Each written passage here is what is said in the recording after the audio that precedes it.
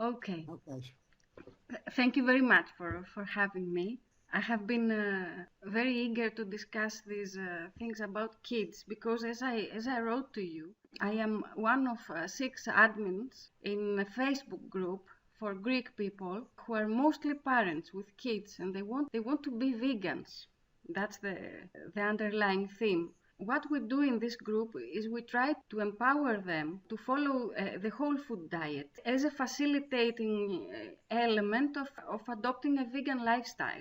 We usually say to them that if you think that you have an obligation, a moral obligation towards animals, it's the same towards your kids. You have a moral obligation towards your kids to adopt a whole food diet, the healthiest vegan diet you can do. So I would like to have your thoughts about that, about raising kids on this kind of diet versus not raising them on this kind of diet. Yes, actually, I'm sure your thoughts and my thoughts are identical, I think. First off, I'm not a pediatrician, obviously, as you know. So I speak from, colleagues from a professional point of view, also from the science, and thirdly, from the fact that we have watched our own children Mm-hmm. and grandchildren. My wife has really looked over this matter, and I must tell you that the whole food plant-based diet is perfect for children. The only exception is, of course, they're nursing. And nursing clearly, mother's milk is the perfect food at that time of their lives, and that's it.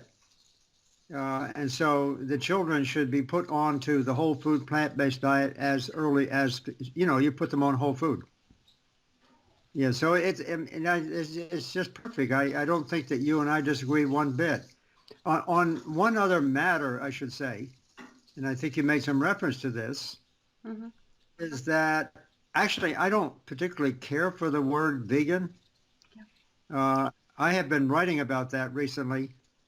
In fact, as you may know, I did my work over several decades without ever using those words. That was not my reason for doing this. It was based on science. Mm. Later in my career, I learned about vegetarianism and veganism, especially veganism, and I respect those motivations. That's not the issue. I fully respect those motivations. On the one hand, on the other hand, though, that's not the only motivation for telling other people about this dietary lifestyle. That's why I'm the one that came up with that whole food plant-based diet terminology. Mm-hmm. And the reason I did was because I did not want to talk to my colleagues in science, about having a motivation strictly based on veganism or vegetarianism, because that is not, that does not sell people in the profession. Mm-hmm. And so I actually tried to avoid those words. I just make myself clear. Mm-hmm. And I actually spoke to now a couple of vegetarian groups, big conventions, and I told them exactly this. I said, I'm not a vegetarian. And of course, they looked very puzzled, wanted to know, what am I saying? And so I explained to them what I just explained to you. And what I'm finding is that, surprisingly, many of them totally agree with me, as I think you do. Mm-hmm. Yeah. Because when we talk about ethical reasoning, it seems to me, or moral responsibility, it seems to me, and we've said, my wife and I have said this for years, we have a moral responsibility to our children. And it's fine to have some ethical ideas about other animals, but let's not forget our children. That's where I started my career in the Philippines, working with children, starving, malnourished children. And I will never forget that responsibility.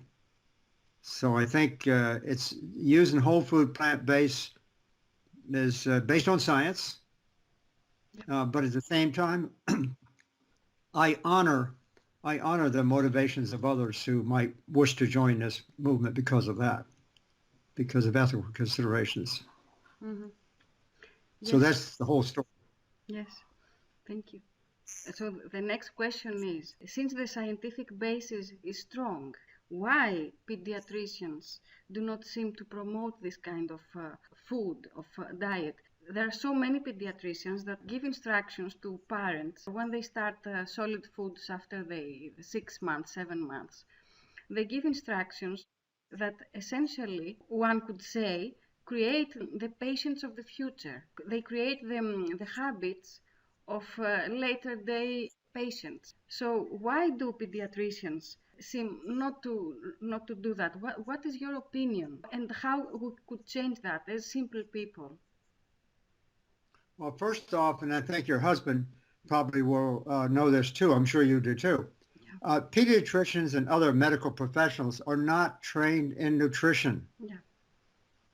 That's the main thing. And but even if they are trained in nutrition, most of them still are reluctant because they're not the kind of nutrition that we teach. And I did this for many years. I'm a professor of nutritional biochemistry. And I know that what is generally taught in the profession of nutrition is not right. We're in nutrition, in general discussion about nutrition, we are trying to, unfortunately, defend, the Western diet, so to speak. And we almost defend without thinking. We defend the consumption of dairy products. Yeah. And that's a very interesting question because you can ask, why do we do that? Even professors of nutrition, for example, why do they follow this standard Western diet nonsense? And the reason is because it has a very deep cultural, also a deep cultural and scientific history. When we're breaking paradigms, I like that word paradigm. Yeah. When we're breaking paradigms, it's not easy because we have to confront all the misunderstanding and confusion of what we already know, supposedly already what we know. It's not easy, but we have to be, it seems to me, to start out with, in the case of pediatricians, first learn nutrition. And then secondly, begin to question, what is it we're learning? And I'm writing some papers on this, by the way, right now. I've got a paper that I submitted for publication in a professional journal that I think will be published soon. Mm-hmm. And I'll just mention it to you briefly. We study nutrition, we understand nutrition primarily in terms of individual nutrients and nutrient activities. That's unfortunate. That's useful information, but it's not complete information. Nutrition, to me, means talking about all the nutrients working together, in a holistic way in the body. And so that's what I wrote about in the book Whole. Also, I'm now writing more about it because that's the way nutrition works. If you just use individual nutrients like nutrient supplements, for example, they don't work mostly. Mm-hmm. And if they do work, it's only for a short term. And actually, some of them actually cause an opposite effect. So that's the concept of the whole food. That's when babies are beginning to eat our food, the adult food, they need to eat the whole food. And pediatricians, unfortunately, they're not trained in even the traditional nutrition, let alone this new kind of nutrition. So that's the answer. I'm sorry for such a long answer, but that's the way it is. It's a perfect answer. I would like to tell you that lately we seem to be getting stronger, this group. We have a good name in the market, that we're doing a good job, and we are evidence-based, and we are strong. So we had some pediatricians, which are not plant-based, come in and in fact terrorize us by saying that, it is very important for you to understand that what you do is dangerous for your kids. We replied, we didn't get any more replies, but we said, whoever wants to discuss with us, we can give them all the material we have, and then we can discuss. So somehow we have opened up, and we are calling openly all pediatricians to come to our group to discuss. Do you think this is a good way of action? Because we are here, we live here, our kids live now. We cannot wait for pediatricians to, to start changing. We have to change them. So that's why we did that lately, the last 2 months. Would you agree with that? Yes, I do. Of course, I do agree. I mean, to have conversation, open conversation, as long as it's civil, obviously. But to have open conversation about this issue is really the best way. Yeah. I actually have been invited 4 times already to debate, for example, in the public, on big radio stations, to debate those who disagree with me. Mm-hmm. They don't want to debate anymore because they don't have, their arguments are very weak. Yeah. And they don't have enough knowledge of nutrition to know what they're talking about, to be honest about it. Mm-hmm. And I've offered I will debate anyone, anyplace, at any time. And I will listen to them. Maybe they have some good points. I'm open to that. But as you know, in science, we have to listen to all points of view. And then have a reasonable discussion about what do the facts show. And I'm really now confident that those who want to disagree or who want to say that we're crazy or something like that, they're wrong. They're just simply wrong. And I can easily, when I get together with them, show them some information that they cannot refute. And so the question I think that you're asking to some extent is, why are these people so reluctant to agree to something like this?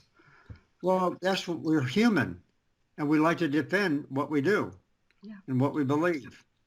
And some people have a hard time changing their minds, regardless. And so, what do you do? I mean, you just have to tell them you're just not staying up to date. Yeah.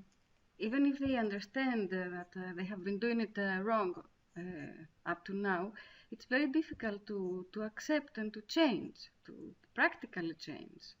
Right, so maybe they prefer to go on like that instead of accepting a failure to get to the facts earlier. I don't know. Right.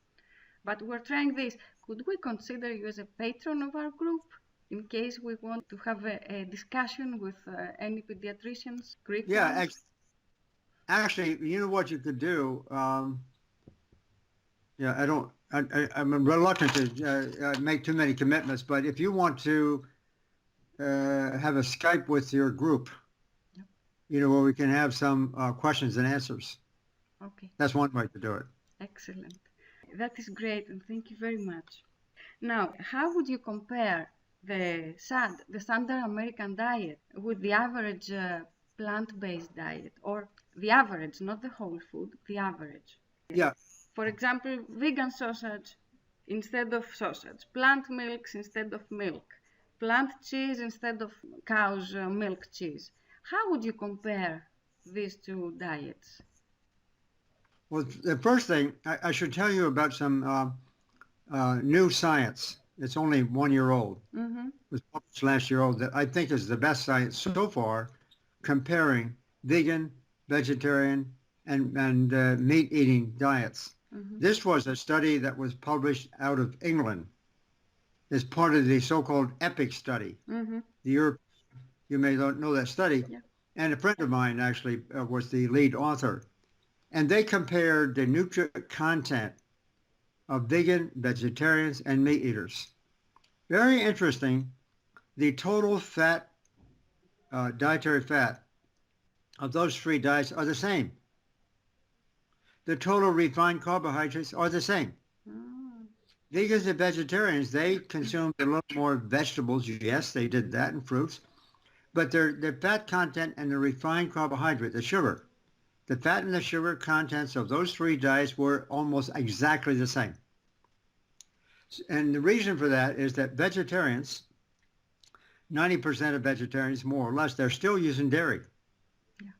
So they're using just a protein from milk instead of from meat, for example.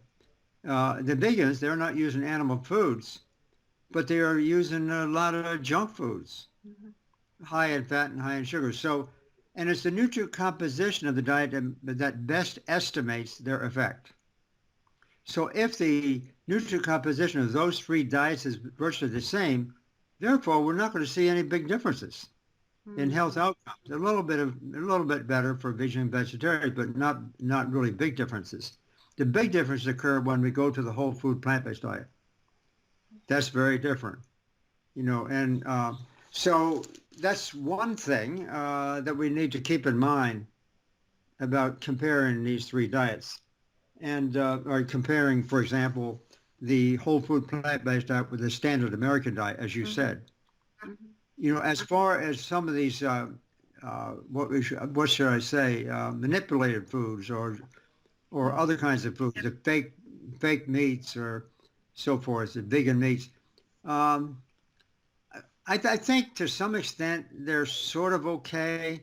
Maybe in a, if you have nothing else. They also might be okay a little bit when people are making transition. Going from the standard American diet over to their diet. But, the sooner they are able to go to a whole food plant-based diet and allow their taste preferences change, because it tends to change after a month or two or three, as you probably know. And if you're not using added fat especially, cutting down on added fat, that's a very important addiction. And so when we stay away from that, then our preferences for food actually change quite substantially in a month or two. And so during that period, I don't like the idea of using the fake stuff, but maybe some people find it easier. I don't know. It's probably okay for a short while, but that should not be the norm. After the change is made. Yes, I understand that, but I'm not sure that I know one is preferable against the other. So if you have two people, one eating a standard American diet and another one eating a diet based on substitutes, is there any benefit at all from having the second diet, the standard junk, Yes. let's say plant-based diet? Right. I don't know of any evidence, but I think my guess is yes, there is some advantage. Which is Definitely. Arising from what? Well, for one thing, it's arising from a different kind of protein. That's probably the biggest thing. Yeah. Number one. Number two, it's also these what kind of diet did you call them? Junk vegan. Junk food, whatever. Yeah, I mean, if those kinds of foods, if they're low in fat and they're low in sugar, and also they have a different kind of protein, yeah, I mean, then sure, that they will be better. Yes. That's very helpful to know. I would say one thing that isn't very well known. Saturated, we all think that saturated fat is the worst kind of fat. That's not quite true. The polyunsaturated fats of plants are probably worse. Oh. Especially when the total fat intake is high. That's what the data show. When the total fat in the diet is maybe 30% or 35%, at that level, at least in the United States, and I think in other European countries too, a lot of that oil comes from plant oils. And so those plant oils are mostly omega-6 yes. fats. Yeah. And omega-6 fats are pro-inflammatory. In contrast, the opposite kind of fats are omega-3. They're anti-inflammatory. So when we have the vegan diet, I just told you about it before, the vegan diet is 30% fat or something. And a lot of that is added oil. Yeah. And so it means that the ratio of omega-6 to omega-3 is much higher than it should be. Mm-hmm. Now, on the other hand, if you, and the polyunsaturated oils, under those circumstances, you're also more susceptible to oxidation. Yes. And produce the free radical type of products. On the other hand, if you drop the total fat in that comparison, if you drop it down to maybe 10%, 15%, just whole food, Mm-hmm. the ratio of the omega-6 to omega-3 doesn't make any difference. So this is, and much of that early research on saturated fats that started many, many years ago was really better described as an effect of animal protein, because people on high saturated fat diets were consuming more animal food. That's where they got their saturated fat from. They were also using lard and butter and so forth like that.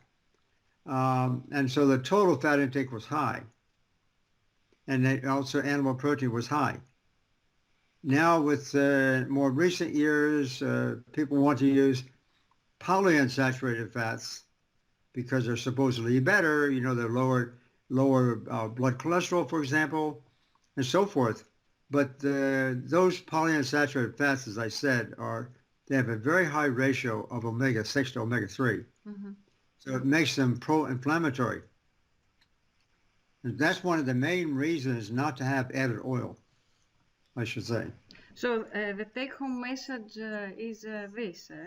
This is another reason why you should not use added oils in cooking and in your food. Hmm? Right, exactly. Yeah. This is a point that's not very well known, I think, but it's an important point in my view. Yeah. Okay. Could you please compare the paleo diet and the whole food plant-based diet? Yeah, well, it's very interesting. 2 of my 4 debates was to the leader of the paleo movement. And I know what that's about.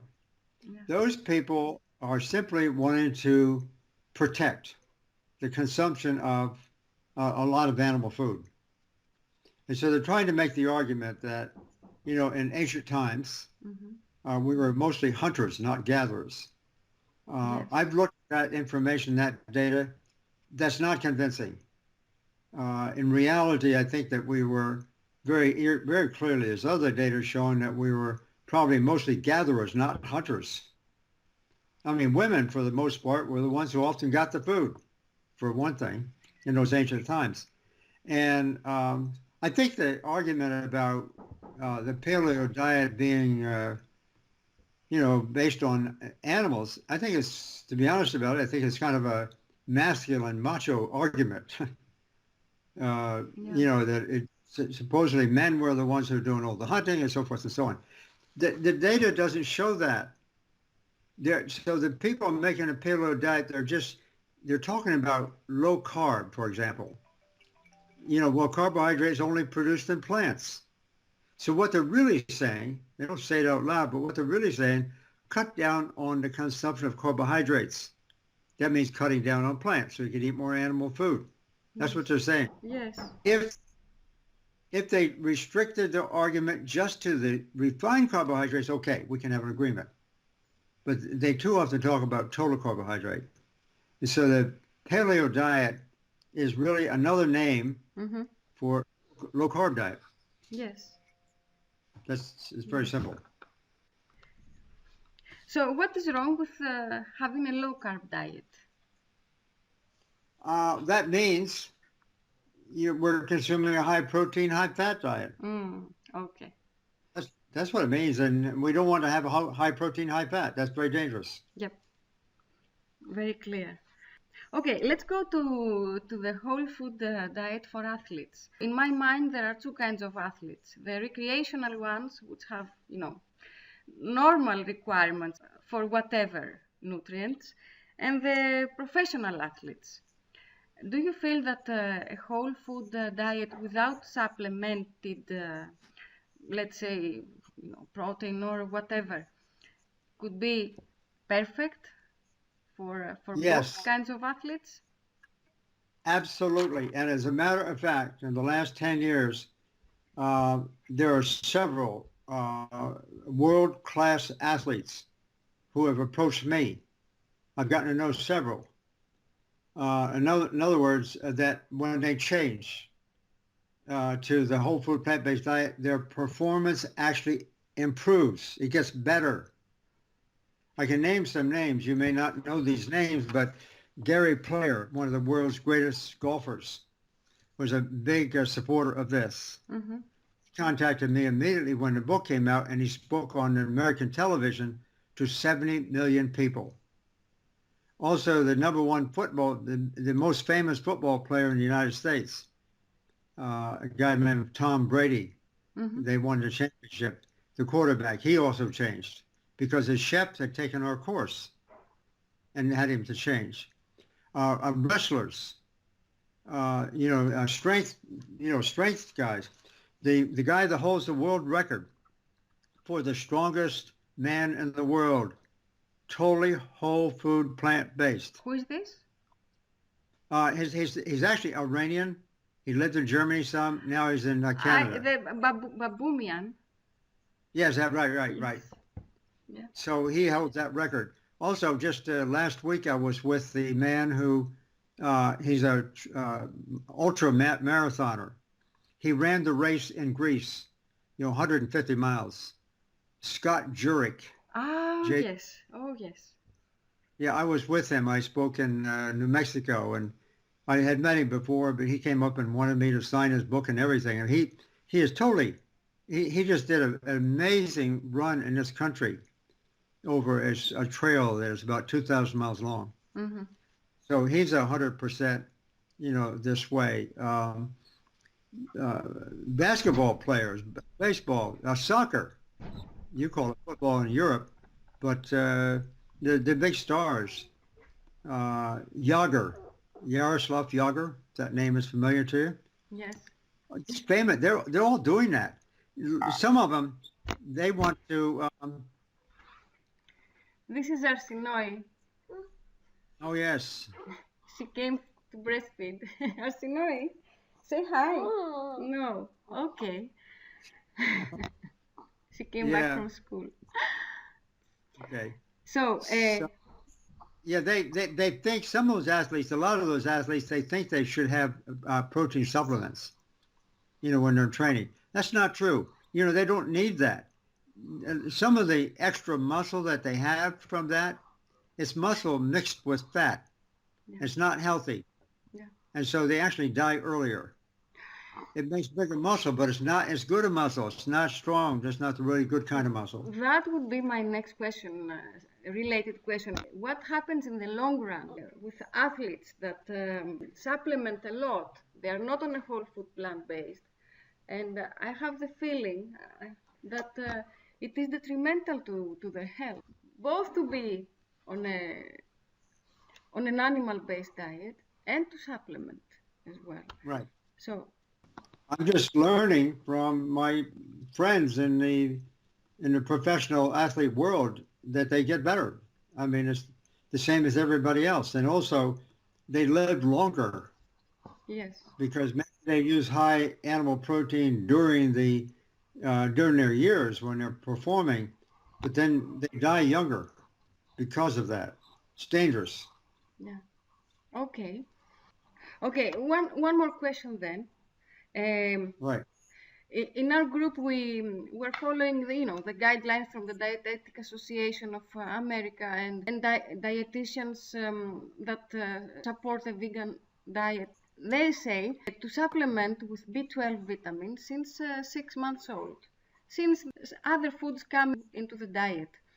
That's what we do in our group. Many people do not feel comfortable with that, like supplementing in such an early age with vitamin B12. Could you say something that would help, parents? Or Yeah. what is your opinion? Is this extreme? I think it's useful to have some vitamin B12 supplement. Yes. Mm-hmm. That probably is okay. But if I look at the science critically, I really don't see any really strong argument for that. But I'm willing to say, okay, B12. because the level in the blood is a little bit lower when you eat all plants. That's probably because we're scrubbing, keeping plants clean, and so forth and so on. So B12, yes, but no other vitamins. It's not necessary. I have never taken vitamin supplements, and I know vitamin supplements cause harm sometimes. And unfortunately, people take vitamin supplements and they think they take it instead of the whole food. They think they're doing good, and that's not true. Yeah. So I don't accept the other vitamin supplements. But about B12, you don't see, a problem in supplementing since 6 months old. I No. mean, these are the guidelines of professional dietitians who are dealing with plant-based diets. Yeah, I will tend to argue with them. I say your results, your findings are not as convincing as you think they are. But we actually need to do a little more research on that. So I'm not going to be dogmatic. Mm-hmm. And B12 is fairly safe. Yes, it is. So taking some B12 supplement is okay at this time. Okay. Okay. So to pack it up, do you think it is safe overall for families to raise children on a whole food plant-based diet? Yes, we actually have 10 grandchildren. 10 grandchildren. And so we have one. Yes, the 5 oldest now already finished university, and they were outstanding athletes. Really, they were some of the best athletes in their class, and they played sport. Mm-hmm.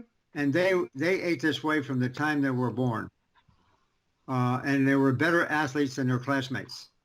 3 of them actually were the captains of their soccer teams, and all 3 were sort of at the state level in North Carolina, very good, strong soccer team. So they were really outstanding athletes. One of them just was recently in Nepal and was climbing Mount Everest. Oh, really? And then he was swimming very deep in the coast off of Thailand, down where the big whale sharks were. One of your grandsons did that? Yeah. Yeah, they're really outstanding athletes. They only ate a whole food plant-based diet. I mean, I would challenge anybody. This is Nafsika. Yeah, I saw her picture. This is Arsinoi, and they need to go to Irini now. Arsinoi, can you go back? No. Bye-bye. Yeah, very nice. Very nice. Okay, thank you very, very much. Once more. Well, thank you for spreading the good word in your country, you and your husband. It's really good.